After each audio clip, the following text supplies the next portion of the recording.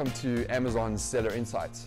So this is a series, we do it once a month, and we bring in sellers from around the country, and we bring in people who are crushing it on Amazon. And the idea behind that is to really just learn from them, get insights from them, and just be inspired by them to help fuel your own Amazon journey and to give you inspiration to really move forward with your business. So I'm excited to have Tom Wang here. He's the second Canadian. We had Tabrez, who was here last time, from Vancouver, and wow, what a story. He got kicked out of college.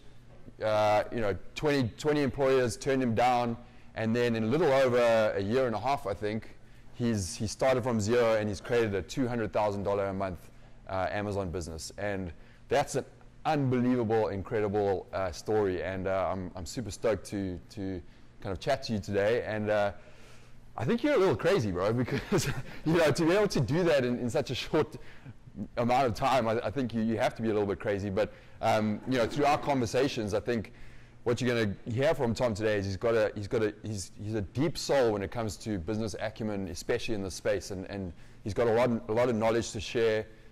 He's got a vision, and he's driven, and that's what you really need in this business. So I'm excited to hear from you. So thanks for being here today. Thanks for the invite. Appreciate it. Yeah, absolutely. So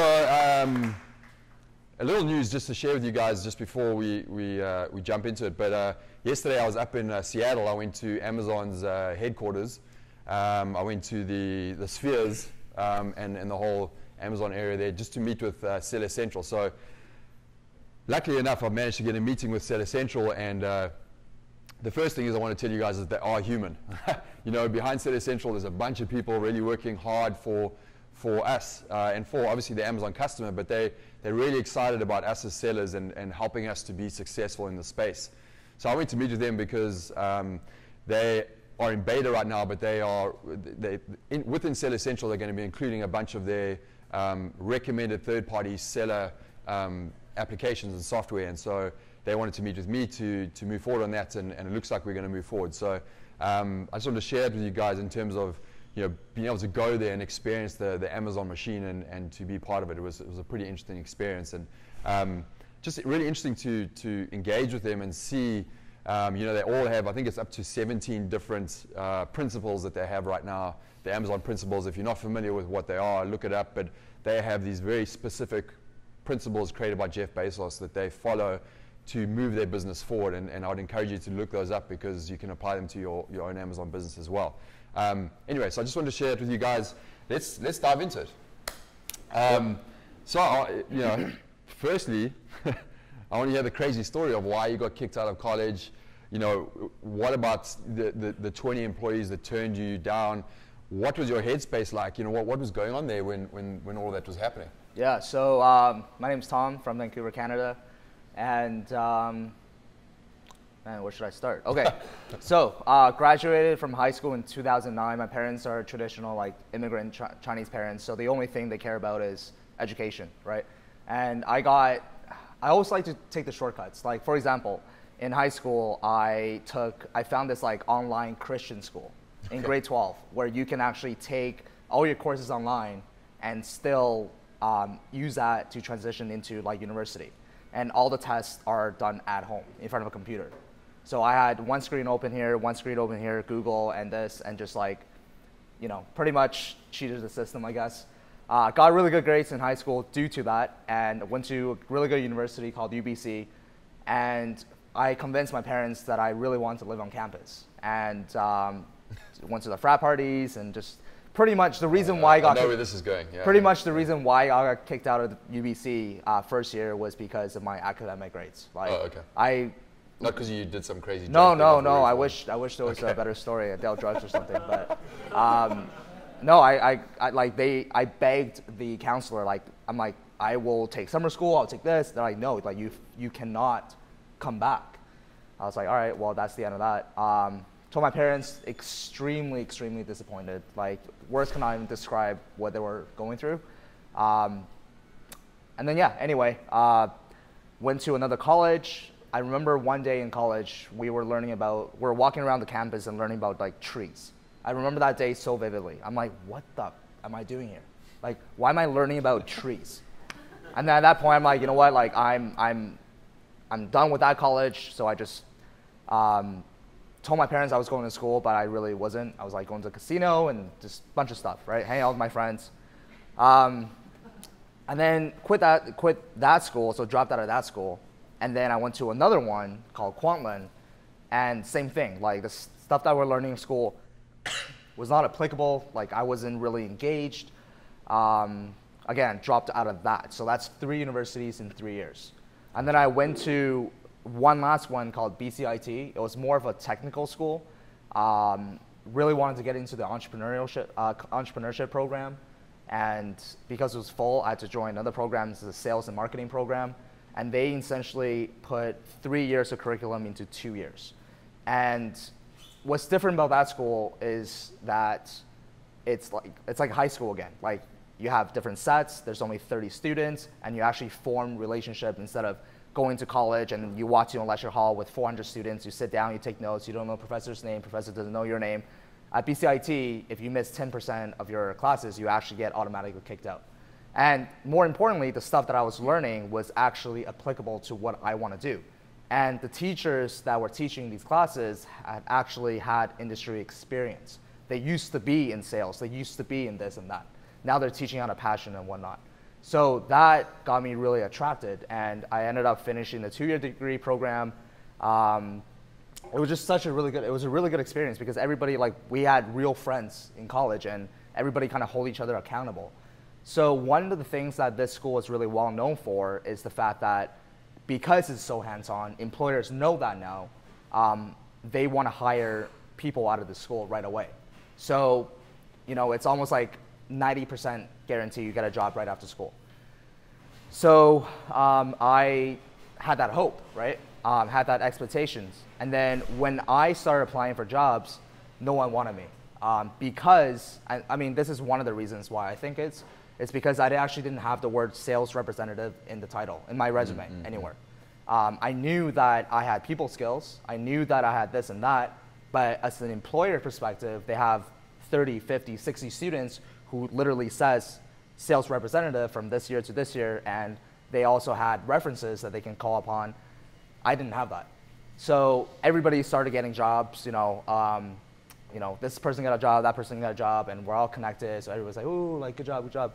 And for me, I'm just like, shit, like, what am I doing, right? So I kept applying for jobs, and I remember this one company that I applied for, and this is when I would say that's like literally the deepest, the most bottom, the lowest, like, it was a really good job. It was an account management job for a startup in Vancouver.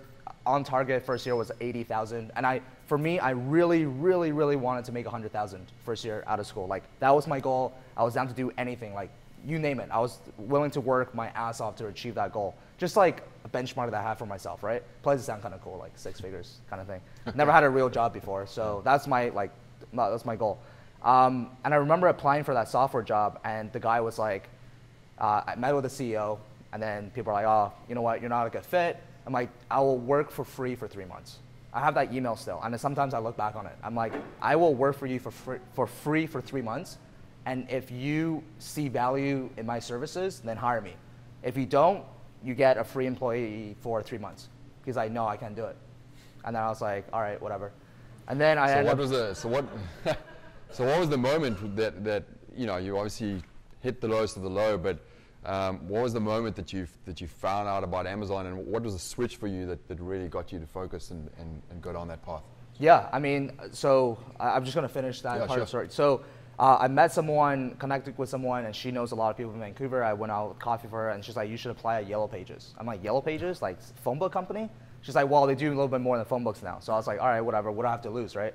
Went for a job. They had very high turnover rate, but I got the job like right away. And they're like, hey, your base is $22,000. I'm like, I don't have any better options, so I have to take that job. So no sales experience. I went into the first day of class, and our first day of work. One guy came to our training. Said, hey, my name is Pavan. I've been working here for 5 years. I've been number 2 in the country for the past 5 years. I made $250,000 last year selling digital advertising at Yellow Pages. And he showed us his pay stub. And at that point, it was like a huge mind shift for me. I'm like, this is possible, right? And I feel like so many of us will have that mental barrier, mental block. For me, that mental block was completely removed because I knew it was possible that this guy sitting in front of me right now is making $250,000 a year. So I told myself that I'm gonna be a sponge.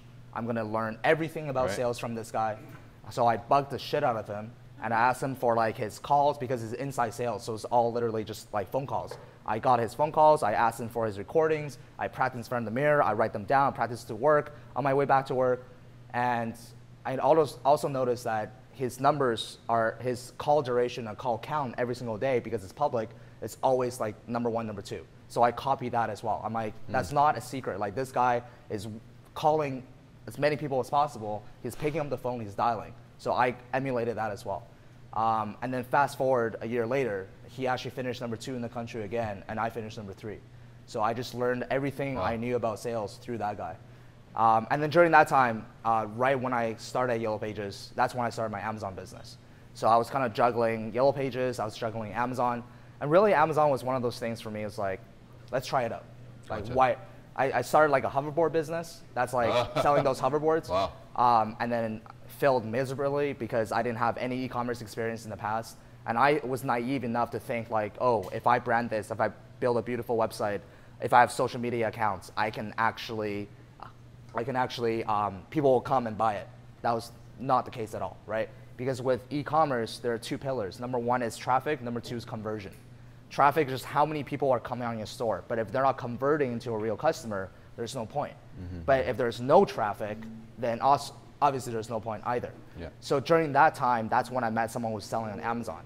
He said, give me these hoverboards that you have, and let me list them on Amazon. So I'm from Canada. At that point, I thought Amazon was still like a used textbook website. And the second that he just got our photos and copywriting. That's it. He didn't ask for anything else. Give it all to him. The first day, we sold 2 hoverboards. I know that doesn't sound like a lot, but to us, it was. Because we were spending so much money on Facebook ads. I didn't even know email marketing, Facebook ads, or anything that was a thing. Like, I had no e-commerce experience at all. But then for him to just be able to post a couple pictures on Amazon, and that's when I was like, all right, like, what's going on here? Let me find out what this Amazon FBA thing is. And he sent me a really good excuse me, case study by some kid in Seattle at that time who documented his entire journey.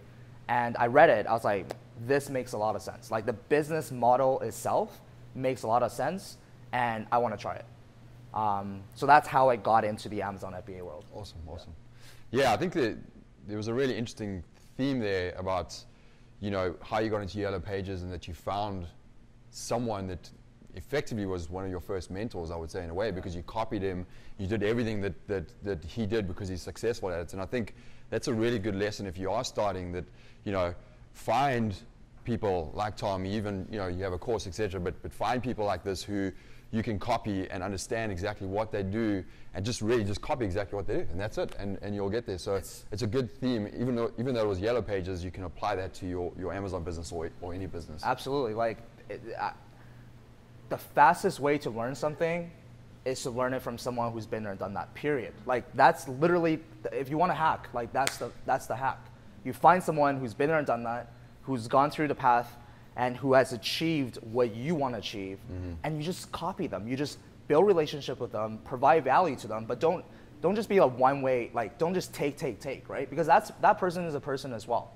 Like, good point. Yeah. So you need to provide value to that person so that you guys can build a relationship, and then just learn everything there is to know about what that person's doing. Like literally emulate every single aspect of his actions, the way he talked, or in my case, it was literally like I sounded exactly like him on the phone. Like it was identical, pretty much. Yeah. It's funny, sometimes we want to be different, and we think we can do it better, but you know, if you just stick to that, it really does work. Yeah, and then once I found that it was successful, and then I added my own little twists and turns. Yeah. Right. Gotcha. Yeah. Okay, so you got into Amazon, you built this amazing business, and I think we can get into some tips in a second, but maybe let's just start with product research strategy. Yeah. I know that's an area that you are passionate about, We'll touch on a couple of those, but maybe give the guys here some insights into your product research strategy and how you've gone about building that business. Product research, I would say arguably is one of the most important, if not, I would say is one of the most important aspect of Amazon business. So I launched my first product. It was a vitamin C serum because my girlfriend was actually the one I was doing product research, so I'm blaming it on her. But she's like, oh, let's sell this vitamin C serum. I was like, oh, all right, like numbers look really good. And then at that point, you can actually still buy reviews. You can actually launch by buying a crap load of reviews and rank on page 1. And right before we launched, that was taken out. So it was like slapping the face, like, all right, what do you do now? We had no idea, right? Anyway, the vitamin C serum is one of the most competitive products you can sell on Amazon. So we started on a black diamond for skiers and snowboarders, like green hill, blue hill, black diamond. Anyway, and then double black, I would say. Double black. But anyway, that did okay. Like first month did $8,000. Wow. Which like I had no idea what the hell I was doing. I was like literally sending inventory to Amazon, getting a few reviews. And at that point, again, it was another mind shift change. It was like, all right, well, this works, right? And then we're like, all right, so something happened in between where our sales dropped off completely. Like our keywords started getting indexed, de-indexed. I started changing everything. I started getting really like nervous. And then after I changed everything, sales just plummeted to like $1,000 per month.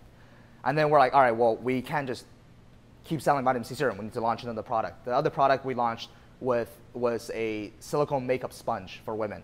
So it was a huge fad. It was a massive fad. How you can tell if it's a fad or not is you can use Google Trends. You type in the keyword, and then you can literally see the search volume goes flat, and then suddenly a spike, and then suddenly a spike down.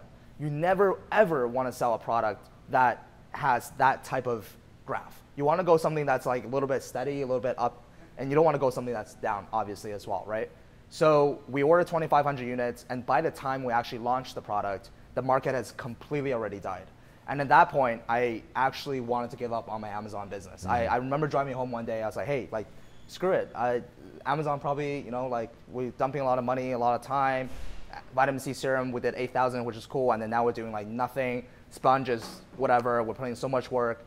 And then she's like, no, like, you can't give up. It obviously works, let's launch more products.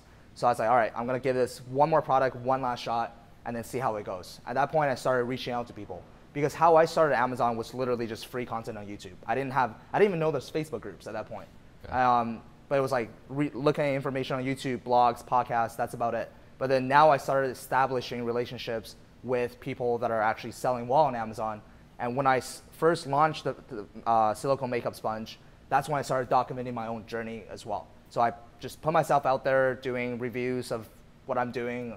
You know, did this work, did that work? Just sharing my experience. And I guess people, like, the more value you provide to the world, you know, you can get connected with other people. So other people are willing to help me as well. Mm-hmm. And I got help from a few mentors at that time. And then we focus on finding the right product. We learned what worked, what didn't work when it comes to product research. And then the third product was the one that really revived our business. And then from there, we just scaled. But when it comes to product research, fat is number one. Never. I know numbers. So, and the way you check that is with Google Trends. Yeah. I know that it might look like amazing right now. The numbers are, but if you see the spike, whatever comes up like that will come down. Another thing is you have to know how much money you're playing with. That should be the first question that you ask yourself when it comes to product research. How much money do I have right now that I can invest into my business? And if I lose it, then it's whatever. But if I lose that money, like, hopefully you still have a roof over your head and food to eat tomorrow, right? So there's a fine line. Because once you establish that budget, it's like going to the casino again. Like, it's a cash flow game. Once you're out of cash, you're done. This business is over for you, right? So know how much money you have to play with, and then go on from there. Because let's say you have $50,000, which is a lot to start your Amazon business, right? You can look for products that are a little bit more on the expensive side, higher ticket items. Because it's less competitive in that area. Because right now, all the gurus are teaching people like, oh, find something that's between $10 to $15 that fits in the shoebox, that is this and that. Yeah, there are still available options, but it's just a little bit more competitive. But let's say if you only have $3,000 to start with, then that's your only, you can only launch products that are that cheap. And then one of the biggest mistakes that a lot of beginners make is the fact they don't order enough inventory right off the bat. I always recommend minimum 2 months of your competitor's sales. So let's say if your competitor is selling 1,000 units a month, then you want to order at least 2,000 units. Because what's going to happen is once you order the inventory, you need to have a successful launch, right? And in order for you to have a successful launch, I mean, there's different ways to launch, but one of the most common ways right now is doing giveaways, right? Just like giving away a lot of units, build up that sales velocity, and rank on page 1. But if you only have 200 units, you need to give away 300 units. How are you gonna, like by the time you go on page 1, you're gonna out of inventory, you're screwed, right? Because during that launch phase, you're losing a lot of money by doing giveaways. And then also something that's really important when it comes to product research is looking at revenue versus reviews. So what I like to see, and again, there's so many different ways to do product research, guys. It's like shooting a basketball. Kobe Bryant and LeBron James, they shoot differently, but they're all good players. It's the same thing, right? So I like to see people on page 1 with less than 50 reviews that are doing at least 300 units a month, which is 10 units a day, and at least doing like $5,000 in sales, minimum. Right. And I want to see as many of those as possible, right? And then the other one is obviously demand. Like if there's no demand in the marketplace for your product, who are you going to sell it to, right? So how you can judge demand is Amazon gives that data to you. It's called BSR, Best Seller Ranking. Rank. Yeah, rank. I want to see people on the first page with low BSRs, as many as possible, because what BSR is essentially is a relative number, right? How well is this product selling compared to everybody else in that category? So the lower the BSR, so let's say if you have BSR 1, that means your product is the best selling product in your category, and then so on and so forth. So I want to see people that are under like 3,000 BSR on page 1. That means there's actually demand in the marketplace for your product. And then don't sell trendy products because those are fast, that will always go away. Sell something, and then obviously like sell something that you can improve on. You don't want to just sell another like copper cup, right? Like that's a commodity. You want to have some sort of a differentiating factor where you can come into the marketplace and really provide the customers with more value. And the best way for you to find out what the customers are looking for is what? Amazon customers are telling you that in their reviews. Like that's literally real customer language. So let's say the coffee cups, the copper, stainless steel mugs, right? People are like, oh, you know, it's leaving too many fingerprints. Well, go to the manufacturer and be like, hey, customers are complaining about this feature. Make sure that your coffee cups doesn't leave fingerprints.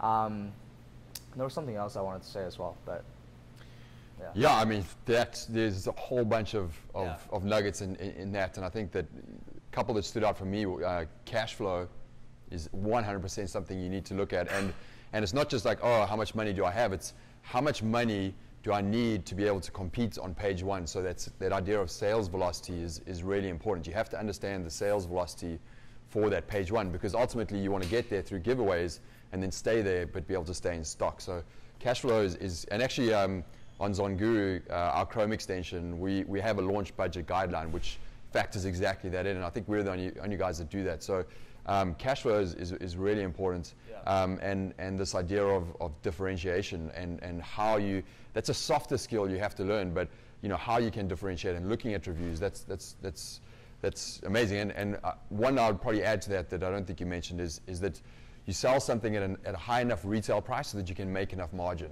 and you have margin to play with. You know, so something over at least the 20 to 25 and above is where you need to be, so that you can make margins, so that you have money for PPC, you have those kind of things. So that's the only one I'll probably add to yeah, exactly. Like, let's say you sell a product for $10, right? Let's say, oh, I found a good product for $10.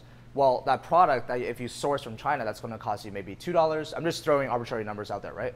$2.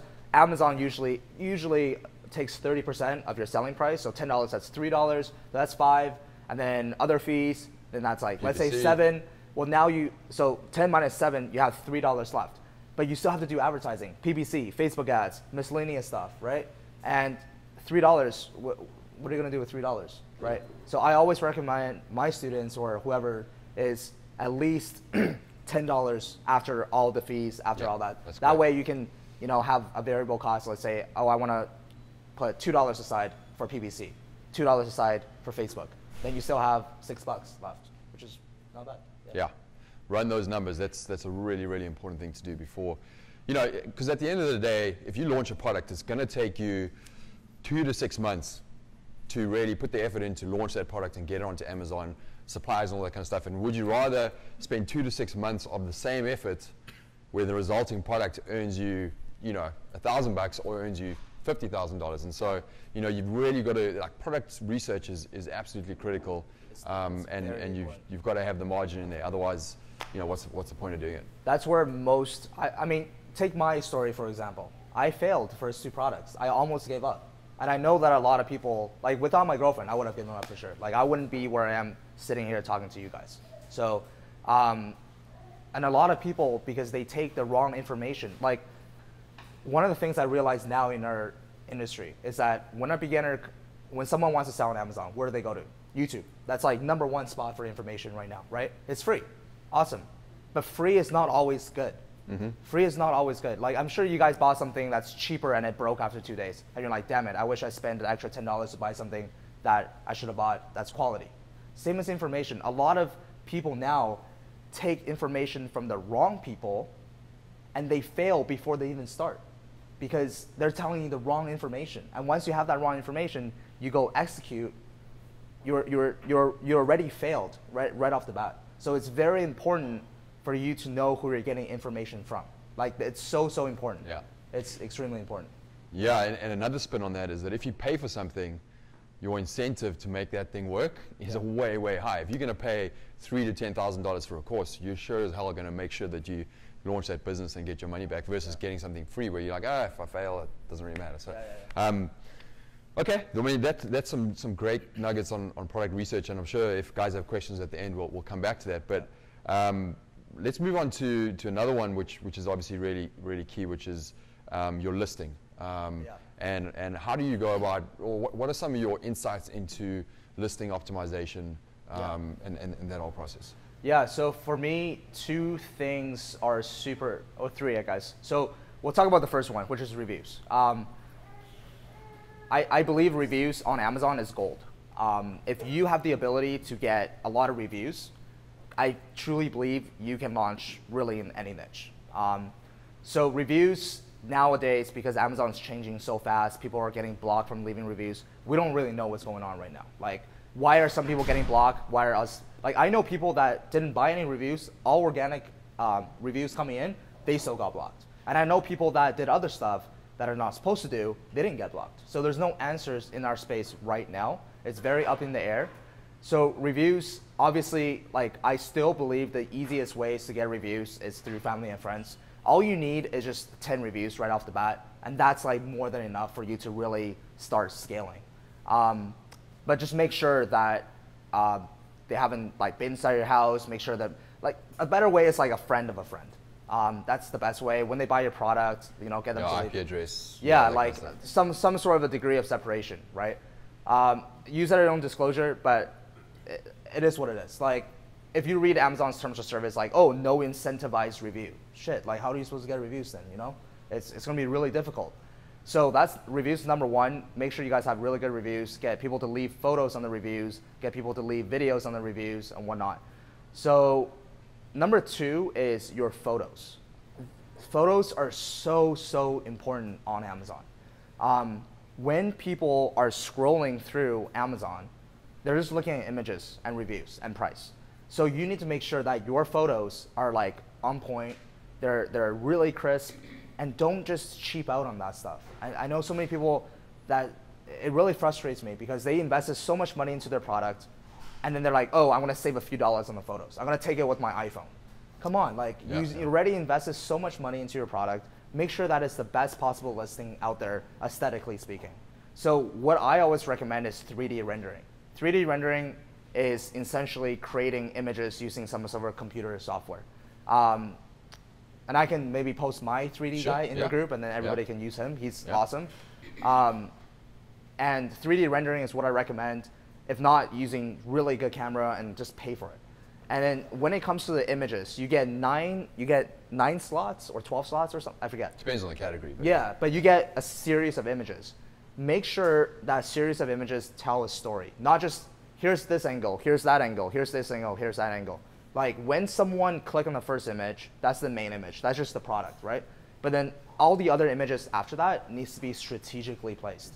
For example, I believe the sixth image is the last image you can view on mobile. Don't quote me on that, but there's a last image on mobile. That image, I always put money back guarantee. Why?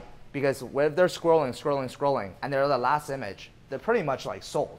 But if I can just tell them like, hey, there's no risk for you. If you don't like it, you have 30 days to get it back. I'm trying to increase their confidence, and hopefully they buy from there. We always recommend things like lifestyle images. Lifestyle images are just, let's say if I'm selling this cup again, right? I don't want to just have that cup on a white background. I want to have that cup of someone using it. All my images answer the questions who, where, how. How is huge. You're not going to buy a product if you don't know how to use it, right? So show people how do you use this product. And then use like infographics, use things to just like tell a story from the beginning to the end. Who this is for. If vitamin C serum, it's mostly for women. So what if you have images of these, women from, all ages, all races, like using your product? Well, people like can be relatable to that. Like, oh, that's me, right? Yeah, so that's with the images. And I have a guy for that as well, so if you guys want him. Yeah. And then the most pretty important up there is keywords. So this is the part where when I first started Amazon, I had absolutely no idea how to do keyword research. I'm like, I knew that I wanted to rank for vitamin C serum, but like, how do I get on page 1 for vitamin C serum? How does the algorithm work? It's actually really, really simple. People go on Amazon to buy products, right? So they're gonna type in vitamin C serum, and they're gonna scroll, and they're gonna buy one listing. That listing, so they type in vitamin C serum, they found a listing on the 10th page. If they bought that listing, Amazon reward that person for vitamin C serum, and that person like raise up a little bit because it makes sense, like, right? So, but the thing with vitamin C serum is that there are so many different ways to find vitamin C serum. So vitamin C serum for face, face serum, best face serum. So I'm just trying, like, there's so many different ways to look for one thing, right? So everybody have different ways to look for a product. So what you want to do as a seller is you want to tailor to as many people as possible. Obviously, there's going to be keywords that have 1 million searches per month. So vitamin C serum is like the top keyword, right? But then there's going to be other keywords where there's not that many searches per month, but if you have like 10 of them, 20 of them, it builds up. So before, it was really hard to do keyword research. Now it's extremely easy, extremely easy. Do you have a keyword tool? We don't. No, we don't. Okay. Yeah. So the keyword tools I use I use a lot of keyword tools because I want to make sure that I can get as many keywords as possible. Viral Launch, WordTree, Seller Tools, Helium 10. These are all great keyword tools. And then you just want to put in your listing, put in your competitors, and it will just start spitting back like, oh, this keyword is the most relevant. This is the second most relevant. And all you need to do is make sure that these keywords are embedded in your listing.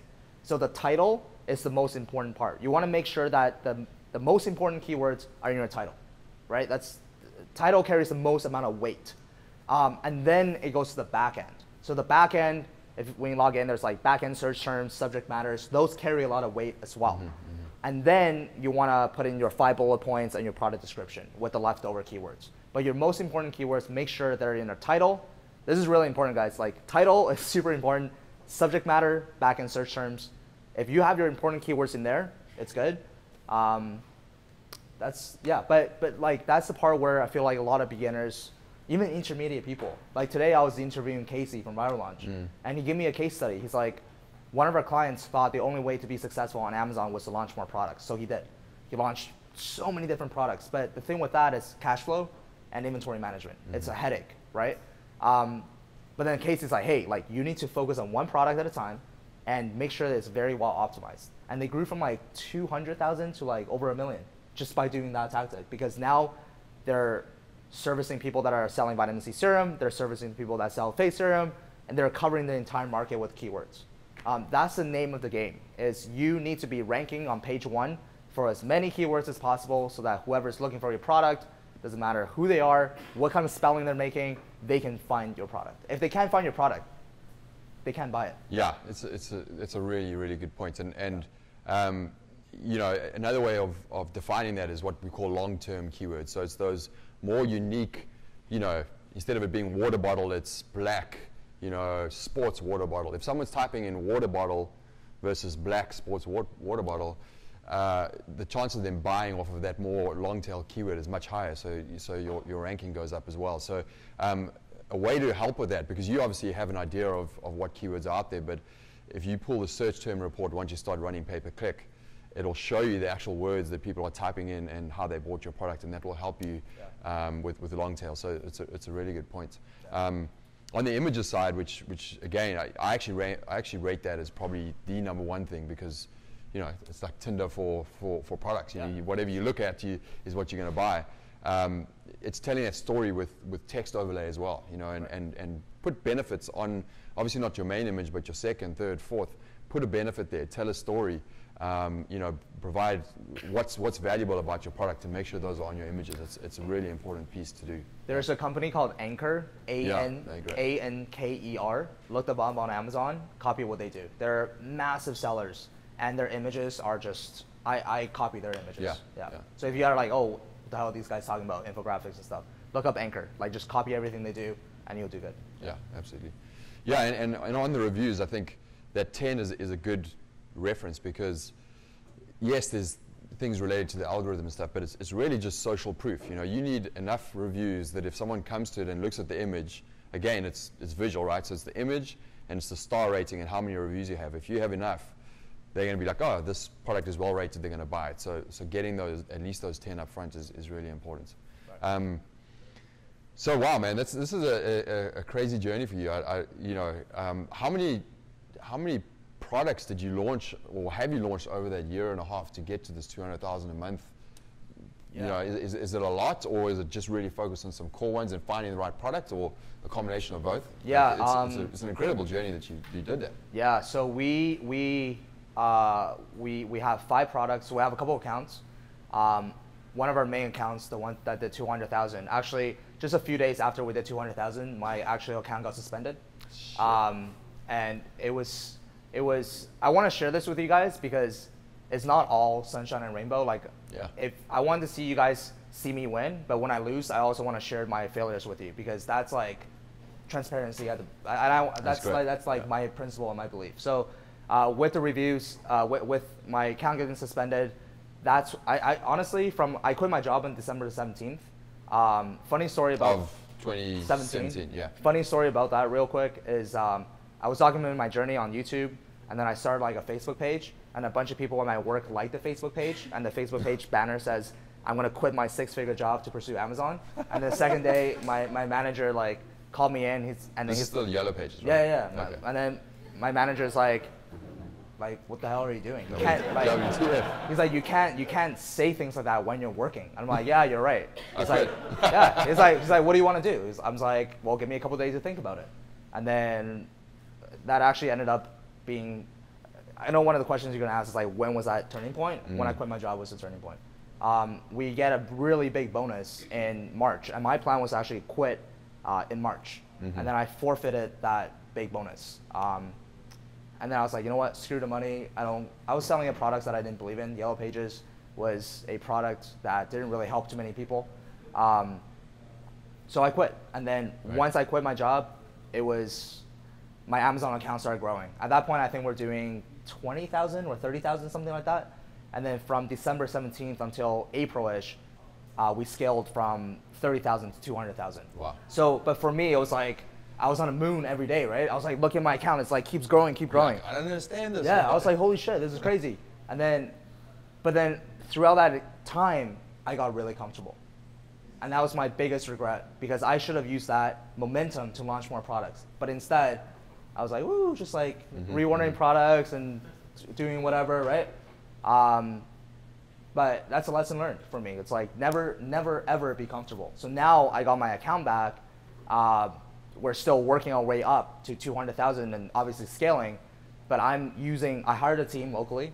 I'm building a team now, and we're just gonna aggressively launch products on Amazon. because I know it works. I know how to really find good products and make money, but it's just a matter of that initial part. It's like finding the products, talking to suppliers. Like, it's so boring, right? It's so slow, and I hate that.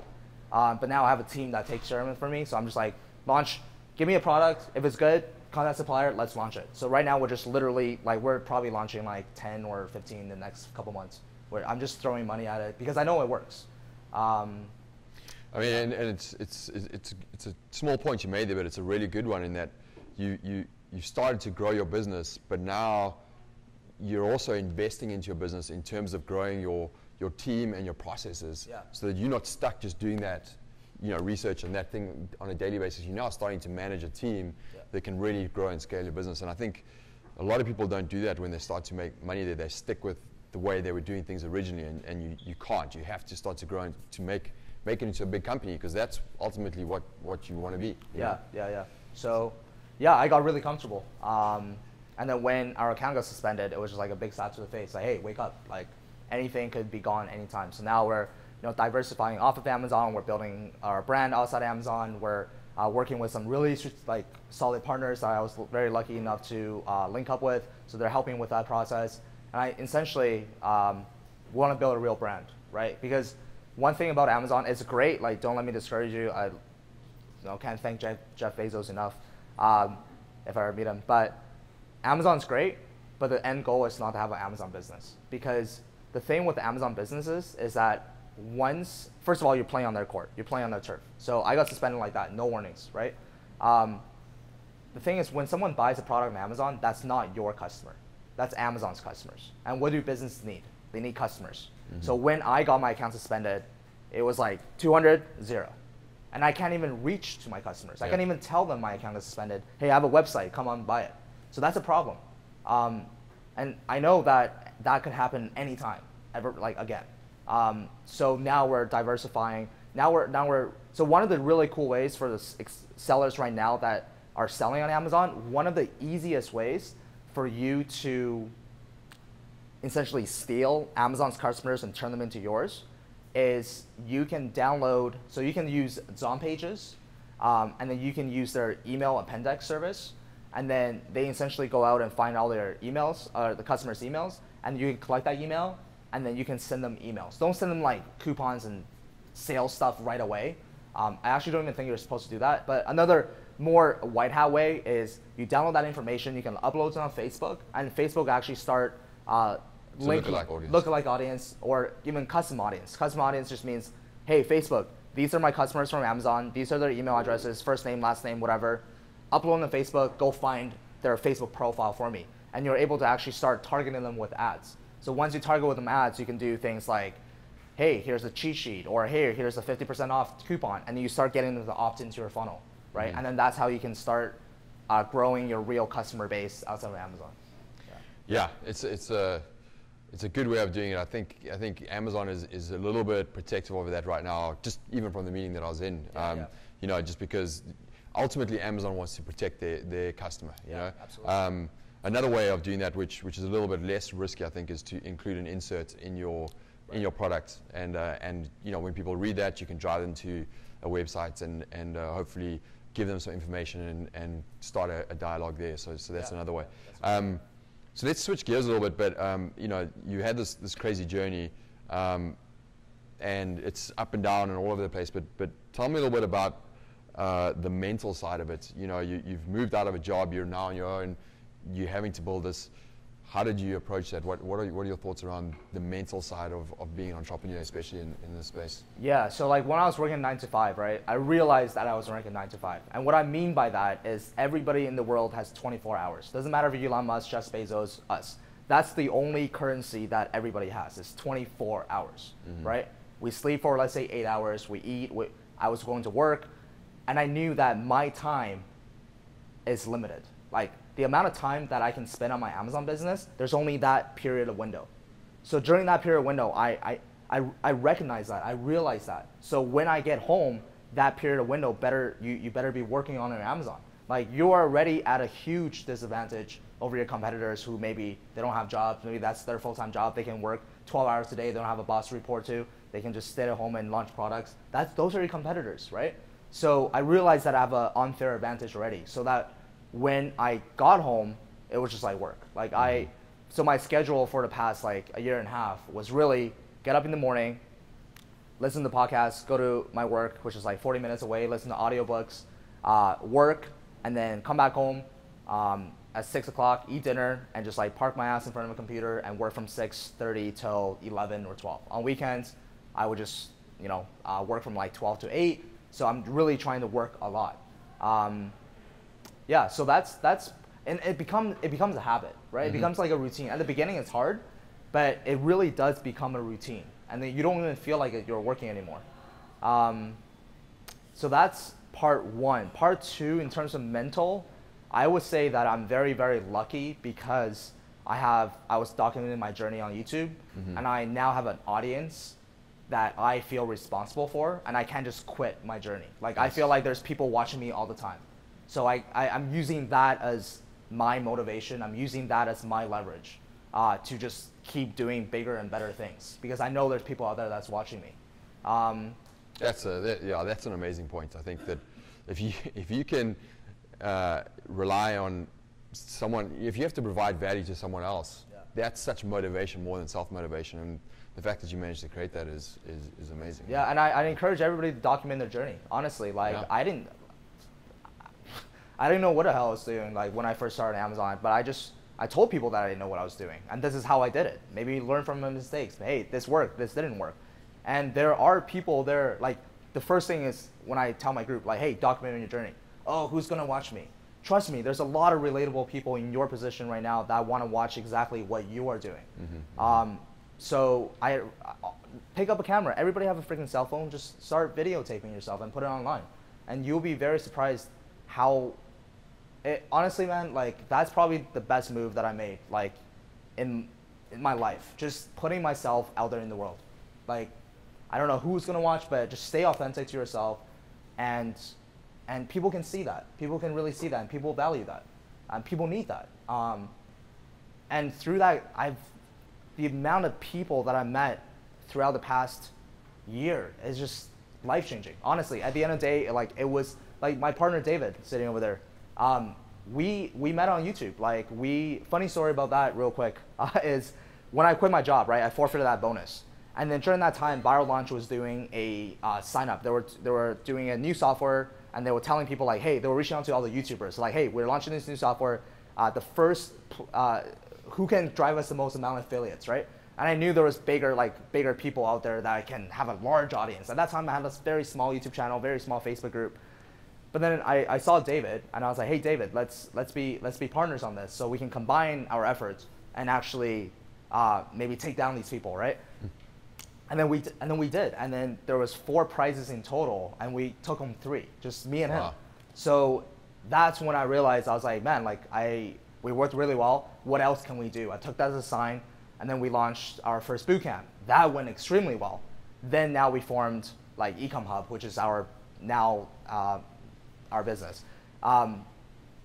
So just taking those small things, again, at the end of the day, guys, like it's all about the people that you meet. For me, I think the first person was Maggie. Maggie was the person that introduced me to the Yellow Pages. Like without meeting her, I don't know where I would be right now. Honestly, I have no idea.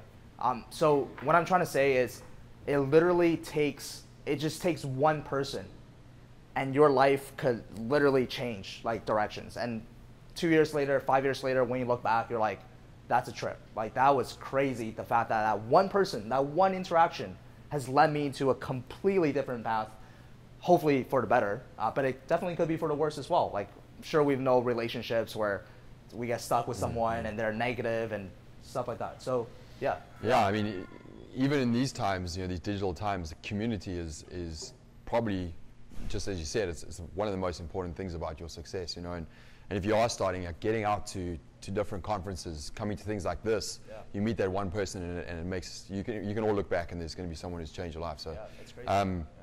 So if you're a new seller, and a lot of people are here, what's the one piece of advice that you would pass on to them? Yeah, so if you're a new seller, the best way to learn Amazon is actually just by doing it. So what I mean by that is this. It's go on AliExpress, Alibaba, buy something for $10, buy 10 units of something, right?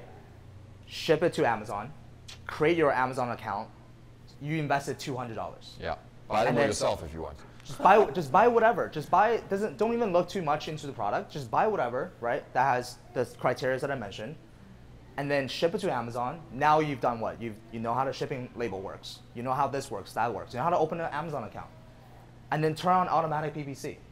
Now you know how to turn on automatic PPC, and just watch the sales come in. It will, most likely it will, but who cares if it doesn't? You lost $200, so what? But now you've gained those tactical things that instead of watching someone on YouTube do it, it's completely different from you watching someone do it and you doing it yourself. Yeah. And just go through that process and then shut down your Amazon account, right? Turn it off, and then invest into a mentor. Again, there's 2 ways to learn things. At Yellow Pages, I could have easily said, you know what? I'm gonna learn this myself, right? I'm gonna do this myself, but I found success by emulating someone else. So find someone that you wanna be and just emulate everything he's doing. And again, when I say mentorship, it's like there needs to be a two-way street of exchange of value. At the end of the day, you can't just expect people to reply to you like, hey, I have a question, and you write a freaking essay. Like, people have things to do as well, right? They're people as well. So provide value to them. And if they have a course, if they have something, there's a reason why they put that together. One of the things about mentorship is, like, I'm willing to help people, but my risk is them taking the knowledge and not doing anything with it, because I literally just completely wasted my time, right? I should have been rather watching Netflix or something. So that's the risk.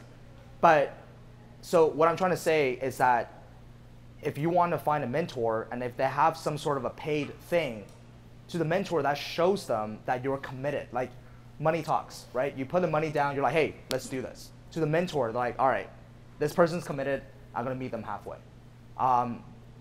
Or again, you can learn yourself. You can make the mistakes, or hopefully you don't, but majority of the people do. Because Amazon, it's no different than, I don't know, like learning how to drive a car. You know what I mean? Like, we all took driving classes. Like, we all sat in, we understood what's the right pedal, the left pedal, how to turn. You didn't just, oh, I'm gonna drive a car. You gotta go in the car and start driving. None of us did that. You had a driving instructor. You had your mom and dad, whatever it might be. So why is it different than Amazon? I think Amazon's harder than driving a car, right? But once you launch that first product and it becomes successful, none of us have driving instructors anymore sitting beside us. Why? Because we know how to do it. But same as Amazon, it's a formula. It's like it's the thing I love about Amazon is that it's a very step-by-step process. It's like cooking a steak. If I give you the recipe card, I tell you where to buy the steak, how like the oven needs to be turned to this. It's very hard for you to screw it up. But right now, people don't have that formula. They have a bunch of information on YouTube, Google, podcasts. Information's coming in. They're like, I have no idea what to do. Information is good, but action steps is better. A blueprint is what you need. Gotcha. So you need to find a blueprint somewhere. Gotcha. Okay, so I think we're going to open it up for questions just in about a minute. But the last question I have for you is, I've got to ask, because one of my mentors is Tom Bilal through Impact Theory, and I know you met with him like 2 days ago. How was that, and any insights from, if you guys haven't checked out Impact Theory, the podcast, check it out. He's awesome. It was, so Tom Bilal, I've been following him on social media for a long time. He is actually the owner of Quest Nutrition, so Quest bars. So a lot of you guys have heard of Quest bars. Crazy story about Tom was him and his partners were about to launch this like crazy software company. They have funding, VCs, throwing in money at them. Right before they were about to launch the software company, he called it quits. He walked into a meeting with all his partners. He's like, guys, something inside of me is telling me that this is not the right thing for me. So I'm gonna get back all my shares, I'm gonna get back all my money, and I want out. That's crazy, right? And that company was gonna be a multi-billion-dollar company, for sure. But something deep inside of him, he couldn't explain it. And then he just drove off.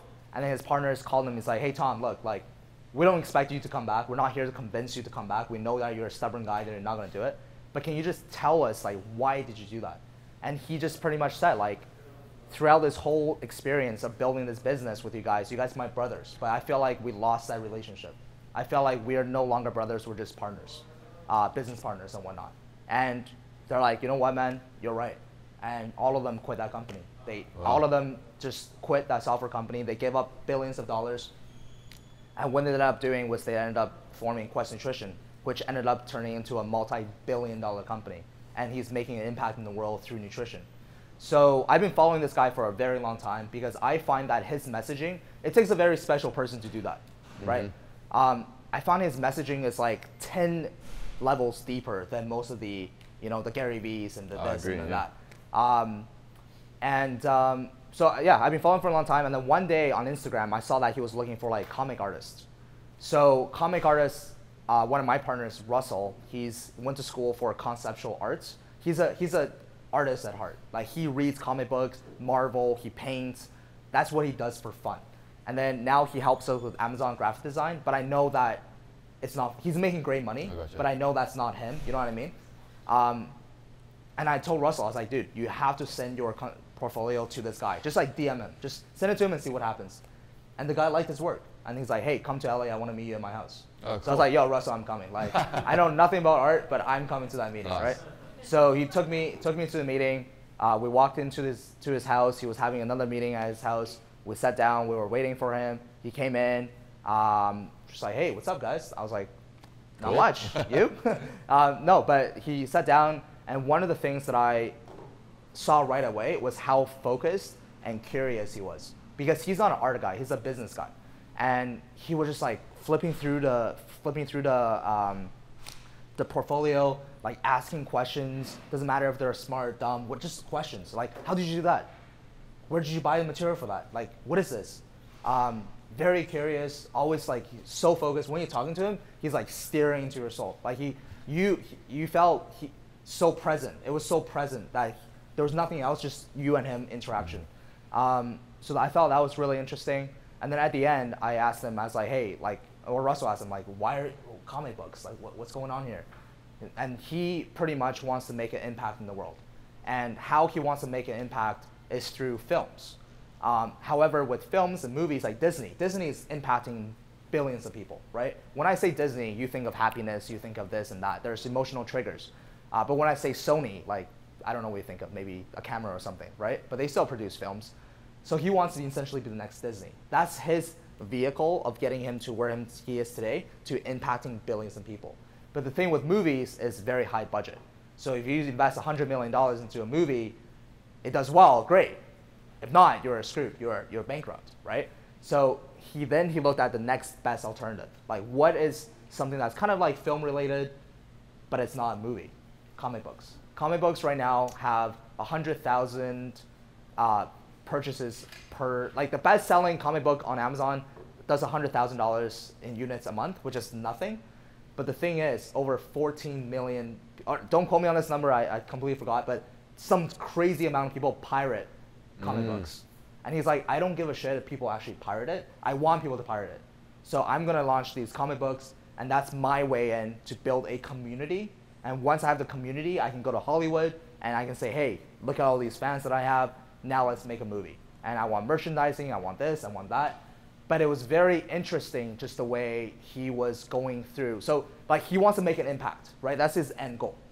So like it was very interesting the way he explained how he was planning to get there, and there was a roadblock such as the $100 million, how he thought about the next best alternative. So I thought that was really interesting. And at the end, I was like, hey man, like, can I take a photo with you? So we're in the living room, and he's like, yeah, of course. Like, why would you ask this stupid question? Let's take it, right? That was the type of the feel that I got. Gotcha. It wasn't like, hey, yeah, of course. And to my surprise, like small things like this just really make a big impact. Was the fact that he didn't just take a photo with us in his living room.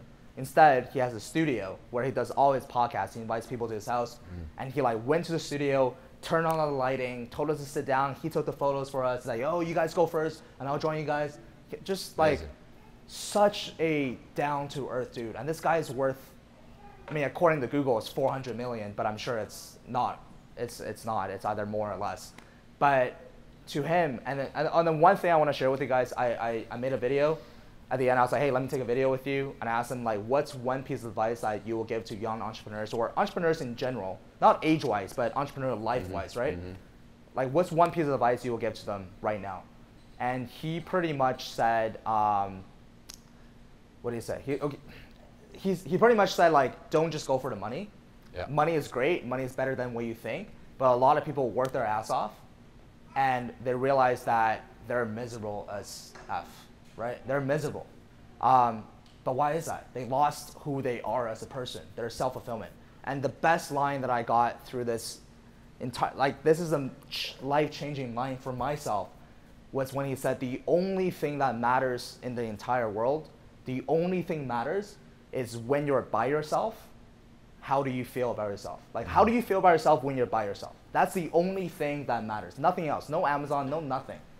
And then I was like, man, like that hit the point, because one of the things for me was when I grew my business from 100 to 2, when I first hit the 100, I literally shed a tear, right? Because I look back on all the late nights, all the hard work that I put in. I'm like, damn, boom, I hit that mark. It was amazing. I felt goosebumps. I cannot describe the feeling that I had, because I know the amount of work that I put in. But when that 100 became 200, I didn't feel a thing. I didn't feel shit. I didn't feel nothing. I was like, oh wait, the 1 became a 2. What now? The 2 becomes a 3? 3 becomes a 4? It's not bringing me any more self-fulfillment. So what I ended up doing was, now I want to teach other people Amazon so that they can experience that feeling I had when I hit the first 100. Maybe it's 10,000 for you. Maybe it's 1,000. I don't know. Everybody have different goals. But that feeling was just like, I cannot describe it. So that's my mission going forward, taking what Tom said. It's like, I want to make an impact in the world as well. I'm not a fitness coach. I can help you to get huge. I'm not a health coach, but I know how to make money online. I know how to build Amazon businesses. And that's what I want to contribute. And I made a personal goal of mine. I told Tom this as well. I said, I want to help 1,000 people over the next 12 months to build 6-figure businesses. And that, for me, right now, is what I feel like will give me self-fulfillment. But once I achieve that goal, maybe there's something else. I don't know, right? It was an incredible meeting. Just sitting in the same room with that guy was just, it was amazing. I recommend every single one of you guys to listen to his podcast. It's called Impact Theory. He dives very, very deep into self-fulfillment. And I think at the end of the day, he's right. Yeah, that's the only, you can have $1 billion, but if you're miserable, what's the point? Yeah, and I think, I mean, that's spot on, and I think it's about finding your why.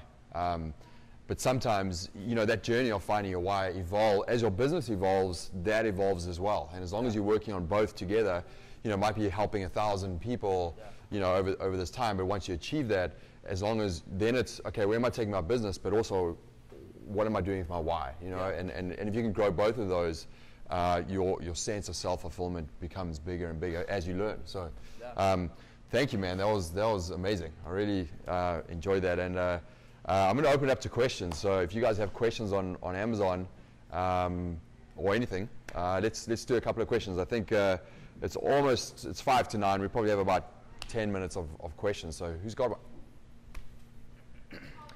These guys are great. They came all the way from whereabouts? Yeah, like also I just want to say, they drove all yeah, the like way. I sincerely want to say thank you for everyone who came. That traffic coming in was crazy. It was nuts. It was, so the fact that you guys took time out of your night to come here, listen to me talk, it means a lot to me. So yeah, thank you for everyone coming. So Tom, who were your mentors?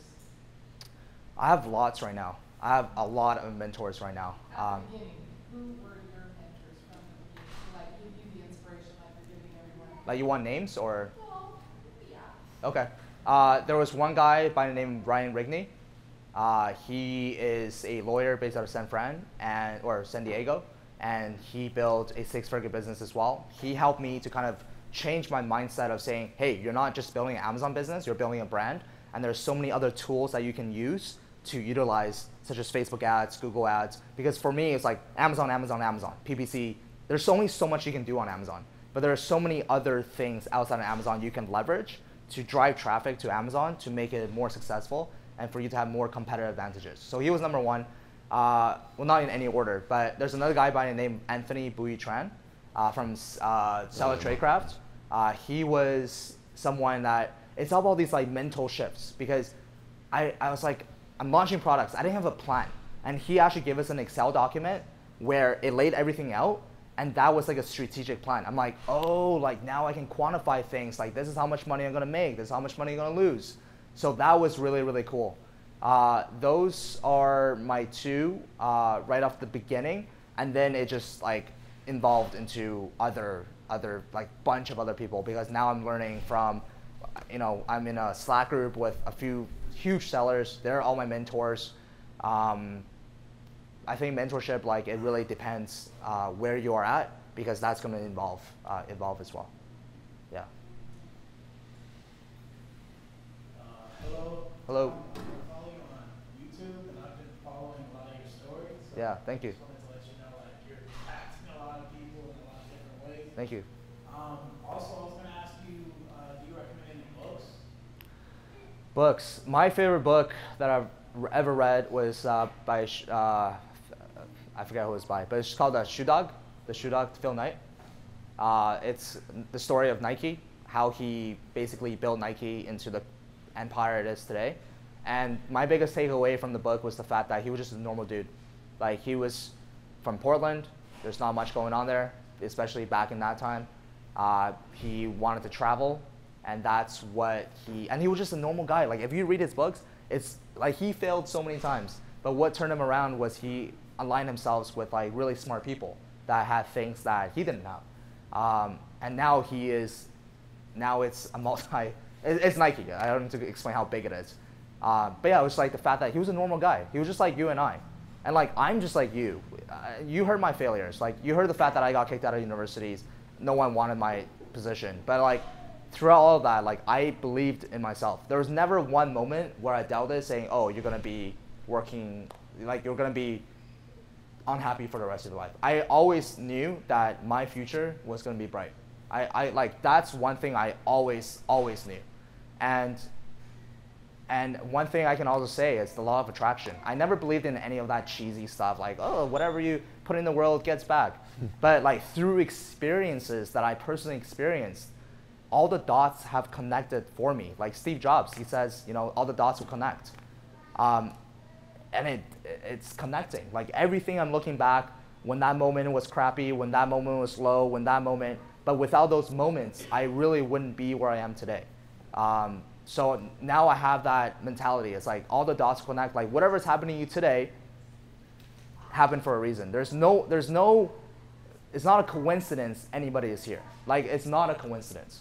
But what you go out from this room, we may meet again, we may not. That's completely up to you. I'm not gonna come to your house and knock on your door and say how your business is doing. But you are then gonna take, like 50% of you guys, I'm gonna be honest, you guys gonna feel like pumped as hell right now, motivated. You guys gonna go home and probably not do anything. It's just the reality, because if it's easy, everybody will be doing it. Everybody will be, you know, doing 200K a month. It's hard. It's really, really hard. But that's the thing. It's like, just, you can't give up, because if you can think that you can do it and you just work on it every single day, and I know that sounds so cliche, but just look at my story, man. Like, I failed my first 2 products. I almost gave up, but if I did, I would not be where I am today. Yeah, so. Yeah, there's that saying, ideas are easy, action is everything. You know? Just take action every single day. Do something. Like, even the smallest thing, it's the momentum. Do the smallest little thing, even if you don't feel like, just show up. That's the thing. Just show up, and even if you don't feel like it, just show up and do something that's very small. Forms a pattern, and then a year later, you would be a year ago today, I almost, July whatever, 17th, but that's pretty much when I wanted to quit my business. A year ago, exactly a year ago, when I was working a 9 to 5 that I absolutely hate. If you told me like, Tom, this is what you'd be doing a year later, I'd be like, get out of here. Like, it's funny, yeah, it's just sparked something for me, because I remember someone saying that to me, like, you know, just think, like, if you do something every single day, look back in 6 months and see how far you've come. And I was like, I don't really know. And then I remember that vivid moment of being that 6 months ahead and looking back and just being like, holy shit, I can't believe how much I've achieved just by doing one little thing a day while I had my 9 to 5 or whatever it was. So it's absolutely crazy. Just do something every single day. The compound effect is real. It will add up. and you'll be very, very surprised of how far you can go in just 1 year, guys. 1 year. Yeah. Time will fly like just, yeah. First of all, thank you for coming out and dealing with our early traffic. Two questions that I have are, you mentioned like having several. Can you speak into the mic? You mentioned about having several Amazon accounts, and I've heard a lot of people talk about that. How many did you say that you had, and what would you recommend that like a beginner seller or average seller should or start developing to avoid the risk of getting suspended? Yeah. The second part of the question, I guess, leads into, I noticed a lot of larger sellers sometimes have, they'll have like their FBM, and they'll have their FBA in terms of like their stock and inventory. I was wondering if you could explain what potentially the tactic is behind that. Yeah. So if you're a beginner, don't worry about any of that stuff. It does not matter.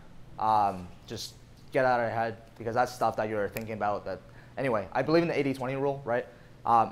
But the answer to your question is, right now I'm opening up another one, so I'm gonna have I have access to 4 Amazon accounts. Now, why do people have so many Amazon accounts? Well, one of the main reasons is avoid suspension. So let me explain. If you go on Amazon.com right now, find vitamin C serum, and you type that in, and you see a listing. If your account gets suspended, by theory, that listing will still be there, because it's like a Wikipedia page almost, right? Your account will get suspended, but the ASIN is still public. So if there's Amazon's an open marketplace. So if there's other sellers selling your product, your ASIN will actually still be there, even though your account will get suspended. So, well, the loophole is then you create another account, and you can ship inventory into Amazon or not, FBM, like you said, and that way, if one of the accounts is suspended, then at least you have the backup option, and the ASIN is still there, right? But again, if you're a beginner, do not worry about that. Like, I think, and I think a bigger learning there is don't get suspended. And I know that sounds normal, but it's so easy to take the short-term hack to try and get somewhere and think it's a clever way of doing it and get ahead, but it's going to bite you in the ass eventually. And you're creating a solid business that is sustainable, that you want to grow over time.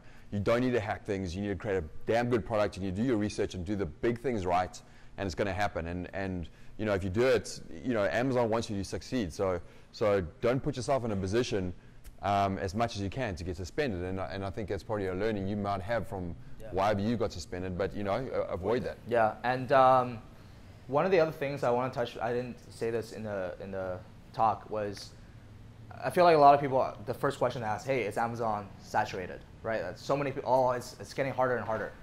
I would argue that it's not getting harder or easier, it's just different. Like, the landscapes have changed so much. Amazon is changing every single day, especially in the past 3 months. Ranking, reviews, it's crazy, right? So you need to stay updated to the information.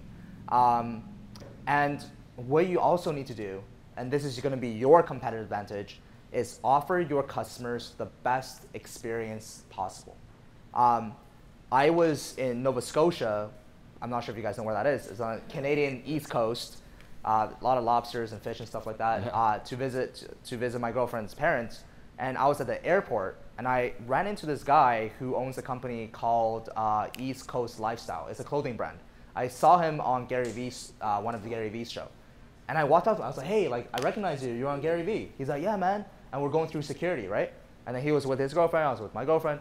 And then they went first because my boarding ticket wasn't working, my phone was whatever. And took about 10 minutes to get through. And to my surprise, this guy was waiting for me at the end of on the other side. And he came up to us, he's like, hey man, I just want to give you 2 of our hats. Wow.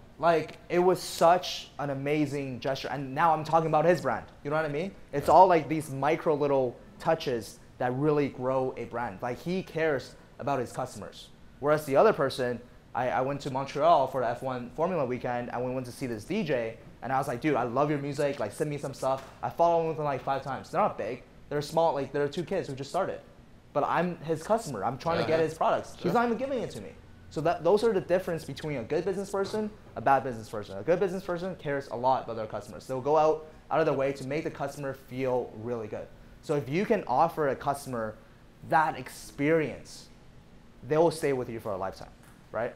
And that, yeah, I mean, just to add to that, like, yeah. when I get a really bad review, if I can get hold of that customer and turn him into a 5-star review, I love that because it's an opportunity to connect with someone and turn it into an amazing experience from something that was bad. Yeah. And that just, you know, tenfold will go out into the marketplace. So Yeah. a bad review is an opportunity to give that level of customer service that maybe they haven't had yet. So Yeah. Just often, and I feel like a lot of people, oh, the Chinese suppliers, Chinese factories are now selling on Amazon. Like, oh, what do we do? I can tell you one thing right now. Like, they just care about launching products. Like, they don't really care about the customer experience or the branding. Like, they can do black hat this, black hat that, but one of the black hat, they can't go into some, you know, like black hat experience. You know what I mean? So that's your competitive advantage. It's like, do things out of your way to offer them. I honestly get reviews of people saying, I haven't used your product yet, but your customer service is on point, and here's 5 stars. I get that all the time. Because I send them, I take care of them. They're my like bloodline. So yeah. Okay, maybe if there's one more question, otherwise we can call it. Is there one more? Yes, last one. What are some customer service examples you have if someone like has used your product? Yes. Yeah, so one of the first things is when they send me an email with a question, I literally reply right away. I reply them within like 5 to 10 minutes. Either me, my girlfriend, or someone on my team. And they're like, oh, wow, like I got a reply right away on a Friday evening. Like right away, that sets a tone. Also, just sending them a lot of email follow-ups. I know a lot of people are like, oh, I don't like to bug that customer too much. Like I send 5 emails, or 4. I send 4 emails. That's a lot of emails to be sending to someone. But it's all about how you position the emails, right? I'm not telling them, hey, leave me a review, leave me a review, leave me a review. I'm like offering value. I'm teaching them how to use the products. I'm telling them our brand story. We're a small family business. That line works really well and it's true. And just talking to them like a real person. Build that relationship. So that's all we've been doing. And I mean, there's a bunch of different other ways that you can do, but that's all we've been doing and it's working pretty well. But I'm always thinking of ways where I can improve that experience.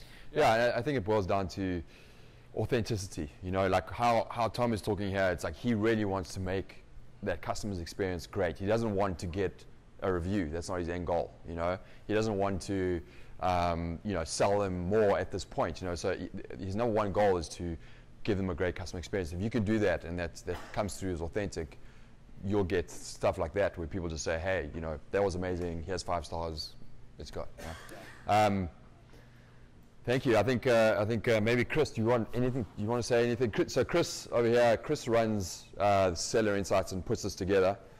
So if you haven't joined our group, speak to him. But I don't know if there's anything else that you want to say. I was just going to say, be sure to join our Facebook group. It's called Amazon Seller Insights. It's a private group. Just go ahead and request it out for you guys.